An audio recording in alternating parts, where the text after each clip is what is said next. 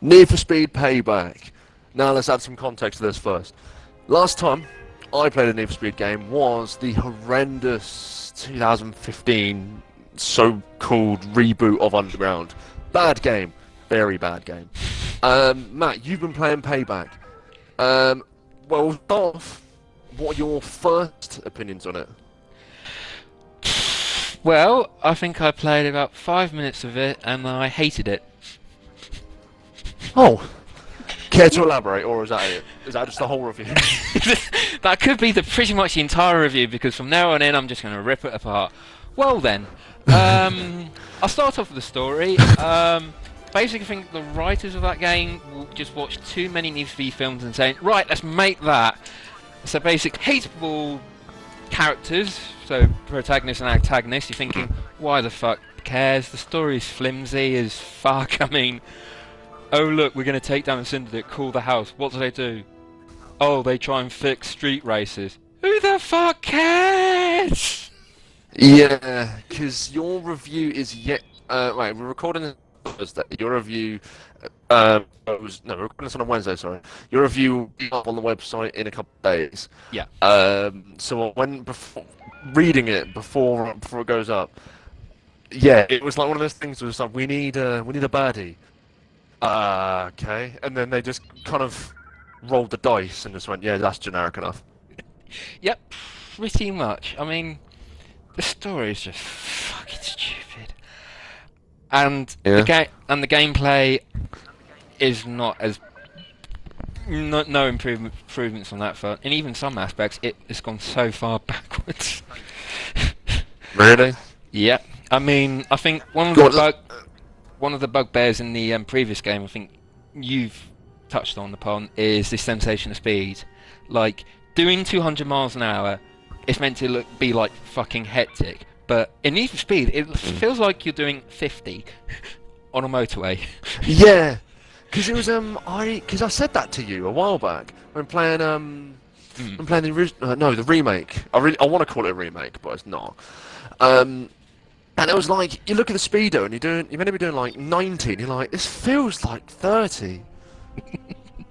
It does. It's just so bad. And even when you try and apply nitrous and you think, all right, here we go, it's like the afterburner. It's like a wet fart. It's like. Yeah, I've heard that it adds absolutely nothing. It's like you have to compare in competition, which is Forza, and you just think of just like how refined Forza is now. Like, if we do a quick comparison, Forza Night Races, the Midnight Races, and Need for Speed Payback, just in a gameplay racing sense. Forza, I'll probably give it an 8 out of 10. Right. And Need for Speed Payback, a 5, and that's me being generous. But what is the main differences between the two, though? Just like quick fire. Obviously, we've got the sensation of speed. Graphics, what are they? Is there the graphics are at least good, right? Yeah, the graphics are. It's actually quite a nice looking game. I'll give it that much. It's a quite nice game. Okay. The handling sense is a hell of a lot different. Like in Forza, it's kind of sim arcade, so you do have to brake and adjust your steering and all that. In Need for Speed, it's arcade, but it's not very consistent. Because to explain it, like there's like different sets of like car classes. So you've got race, drift, drag, off-road, and runner, which is effectively police chasing. We'll get onto that in a moment because it's the runner class is bollocks. And there are like inconsistent. So like race, off-road, and drift, they handle fairly similar. But when you get to like the drag, which is effectively straight line, and during your races in it, they'll just throw in a random, oh look, here's a point-to-point race in a drag car, and they are fucking horrible to drive. Oh god. Yeah. I remember the 2015 rendition, cornering shite. Like, I can't even blur it up. Like, you'd brake, and it was like guiding a shopping trolley around. It was like It was, turbocharged shopping trolley. yeah, it was bad. All right, cutscenes, because once again, the old one had the really bad sort of green screen background with actors on, which I cringed so much, and I just couldn't do it. What's this one got at least? In cutscene A, but all the characters are visible in an indefinite range. So, nay. Cool. Oh yeah. Coming back to you know, in like Need for Speed games like Most Wanted, Carbon, and all that. They used like you could drive around in free roam, and if you ran into a police and if you broke the law, they would come after you, and it added a bit of excitement to a game. And Need for Speed 2015 had that. In Need for Speed Payback, they're not there and they are scripted. How do you mean scripted? Basically, the police are not present in free roam, so if you're trying to drive from like race to race, you might run into the cops and you might have to escape from them. They will happen during these events, which is like one of the worst game decisions ever that I've seen. Well, until I've reviewed Star Wars, but that seems really. EA are not your favourite at the moment, are they? No. I like because I read about it, and it makes no sense. Like this kind of police system.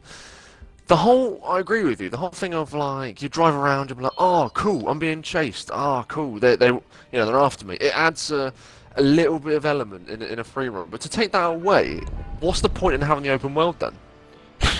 Literally, the only point of free roam in this game is to get from point A to point B and collectibles. That's pretty much it. Isn't that just rinsing the whole... Is it just pushing as far as you can go when you're trying to justify having an open world game? That's probably bare bones. I think... I'm trying to remember what word I put in the review. Like, this game, like in the entire game market, it just sits like a turd on a sitting room carpet. Why is it there? Yeah. I think I'd have a bit more of a reaction to... No, but that there. But each to their own, mate, you know. Well, obviously we've got to attack the present argument at the moment of the loot box system.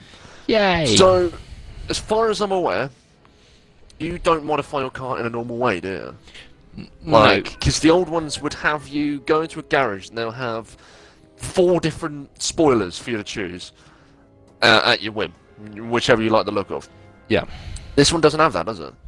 No, I mean the visual customization is still there, but like aspects like tire smoke color and nitrous fire color, that's hidden behind loot boxes. The car's upgrade system is the performance upgrade system, I like to add, is one of the worst upgrade systems I've ever seen. Because like take Forza for example, like you can change pretty much and all the bits of the engine, turbocharged, tires, brakes, suspension, aerodynamics, weight saving, you know, a lot. In this, you can only change 6 things. The rest of it's randomised. Okay. Randomised for the loot box system, or? Yep. Loot box systems. I thought you'd say so. Glorified gambling? Slot machine. Yeah, slot machine. It's effectively glorified gambling. It has a slot machine as well. Yep. Jesus Christ! Like, does this system, the loot box system, slot machine system, does it kill the game's pace? Would the game be better if this system wasn't on it? No. Because the upgrade system is crap. Why do I want to change 6 things? I want to change all of it, have more control over everything, rather than just 6 things. It's definitely a awful decision. But that's another topic for another day. Loot boxes. Yeah. Yeah. Maybe Need for Speed Payback is the most ironic name they could think of. Yeah. You're paying it back, paying the money back. Anyway, shit jokes aside, should probably wrap this one up here. Oh, last thing, online good.